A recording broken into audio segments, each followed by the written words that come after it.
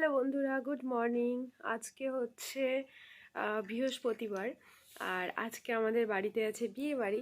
আমাদের বাড়িতে না, আমার ননদের বাড়িতে। আর আমার ননদের বাড়ি আমার বাড়ি থেকে কাছাকাছি। তো এখন এক কাপ কফি খাবো আমি আর স্নিগ্ধার বাবা, খেয়ে দিয়ে তারপরে হচ্ছে যাব ওদের বাড়িতে। আসলে এতক্ষণ ওদের বাড়িতেই ছিলাম। এখন সকাল 8টা বাজে। আমি অনেক সকালে স্নান করেছি, স্নান করে শাড়ি ফাড়ি পরে আর এই যে আমার জমিদার খাচ্ছে এখন। আর আমরা এখন খাবো, খেয়ে দিয়ে তারপর ওদের বাড়িতে যাব। আজকে বিয়ে বাড়ি। তো চলো সারাদিনের ভিডিওটা তোমাদের সঙ্গে শেয়ার করবো।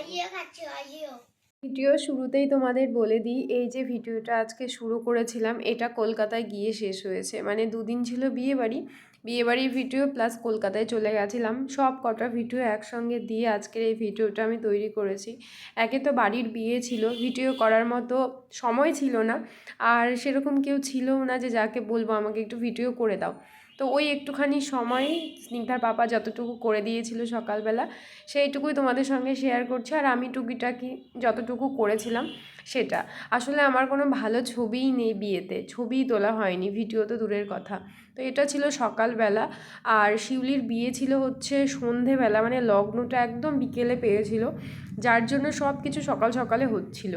এখন হচ্ছে গায়ে হলুদ হবে, যার জন্য সকালবেলা একদম ঘুম থেকে উঠেই বলতে পারো স্নান করে যেটা বললাম আমরা চলে এসেছি।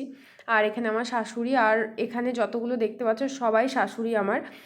কাকি শাশুড়ি, তারপরে হচ্ছে পিসি শাশুড়ি ছিল, আর আমরা দুজন, মানে আমি আর আমার পাশে যে আছে ওটা আমার যা হয়, মানে পিসি শাশুড়ির ছেলের বউ। তো আমরা দুজন ছিলাম, বাদবাকি সবাই এখানে হচ্ছে শাশুড়ি ছিল, মানে শিউলির দিদারা ছিল। আসলে সব কিছু এত সকাল সকাল শুরু হয়েছে, সবার ঘরের কাজ সামলে সবাই আসতে পারেনি। তো ওই জন্য একটুখানি ফাঁকা ফাঁকা। আসলে ক্যামেরাম্যানই এসে পৌঁছায়নি, ওকে সকাল থেকে ফোন করছিল, কিন্তু কত সকালে আসবে, মানে অন্তত ঘুম থেকে উঠে খেয়ে দিয়ে তো আসবে, সেই সময়টাও ছিল না। এখন হয়তো 8:30 কি 9টা বাজে এরকম সময় নিয়মগুলো করছিল, মানে হলুদের নিয়ম। তারপরে আবার জল সাজাতে যাওয়ারও ব্যাপার ছিল, আবার শিউলিকে সাজানোরও লোক চলে আসবে। তো এই যে নিয়মগুলো দেখছো আমাদের ফার্স্ট টাইম, মানে আমার আর আমার জায়ের ফার্স্ট টাইম। আমরা এর আগে কখনো এইসব করিনি। তো প্রথমের দিকে একটু হাসাহাসি করছিলাম, মানে সবাই কি সুন্দর করে হাত ঘোরাচ্ছিল, আমরা আর ঘোরাতে পারছিলাম না দুজন। সে যাই হোক, এরপরে হচ্ছে এই যে ভিডিওগুলো করেছিলাম, এরপরে আর সেরকম কোনো ভিডিও আমার করাই হয়নি। তারপরে তো শিউলিকে স্নান, মানে শিউলি স্নান করে ও আবার একটা হলুদের শাড়ি পরে সুন্দর করে পুজোতে বসে গেছিলো। আর তারপরে এই যে এই নিয়মটা খই ভাজা, এটা আমাদের মধ্যে হয় কিনা আমি জানি না, মানে আমার শ্বশুরবাড়ির নিয়ম আমি প্রথম দেখছি, প্রথমবার বিয়ে আমি অ্যাটেন্ড করছি। আর এখানে ধুবো, আর এটা হচ্ছে আমার ননদের একটা ছেলে, ওরা দুজন খেতে বসেছিলো। আমি খাইনি আজকে, কারণ আমার শাশুড়ি আমাকে খেতে না বলেছিল।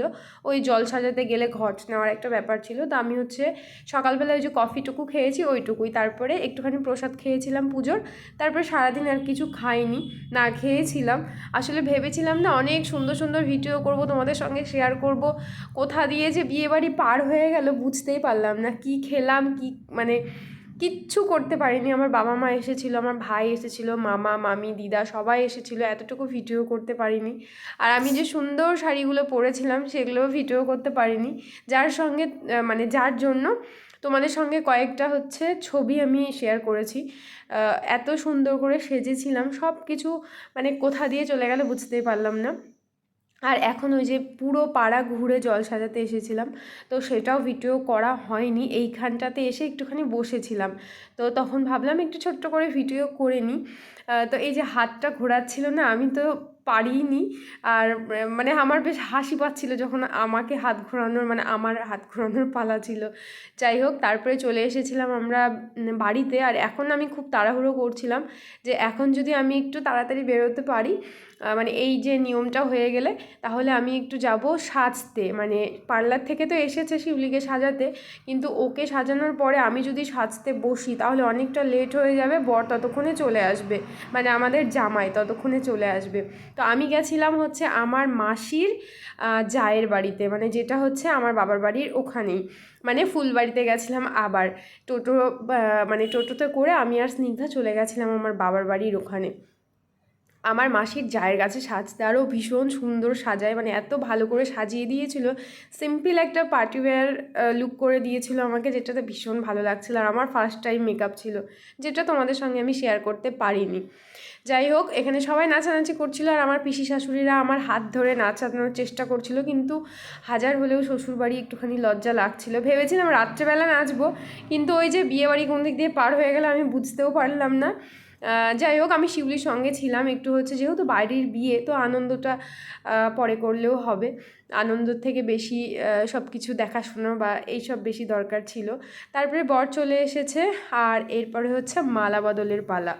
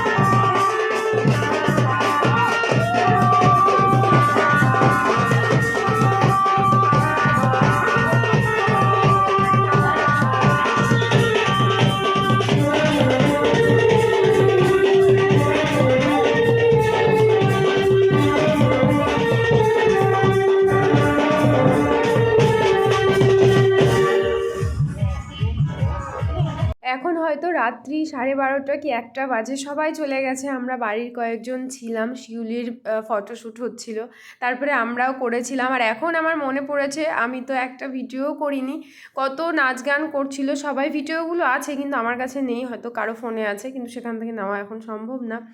নাচানাচি করছিল, বড় বড় ডিজে হয়েছিল, সব হয়েছিল, কিন্তু আমার ফোনে কিচ্ছু নেই। তো ফাইনালি তোমাদের একটুখানি দেখালাম, না হলে আমার ছবি মানে আমার ভিডিও আমার কাছেই থাকতো না। আর এই যে কিছু কিছু ছবি তোমাদের সঙ্গে শেয়ার করলাম, আমার মা এসেছিলো। আর এই হচ্ছে আমার লুক, যেটা খুব সুন্দর করে সাজিয়েছিল, কিন্তু তোমাদের সঙ্গে শেয়ার করতে পারিনি। স্নিগ্ধার পাপা, আমার ভাই, তারপরে হচ্ছে সবার সঙ্গে একটু করে ছবি তুলেছিলাম। আর আফসোসের ব্যাপার থাকলো সেটা আমি হচ্ছে একটুখানি ভিডিও করতে পারিনি। আর এই ভিডিওটা হচ্ছে বউ ভাতে, মানে আমরা যেদিন শিউলি শ্বশুরবাড়িতে গেছিলাম সেদিন এই স্নিগ্ধা এখানে ছিল জন্য একটুখানি ভিডিও করেছিলাম, না হলে হয়তো এই ভিডিও ক্লিপটাও থাকতো না। তো শিউলিকে খুব সুন্দর লাগছিল, কি সুন্দর করে সাজিয়ে দিয়েছিল।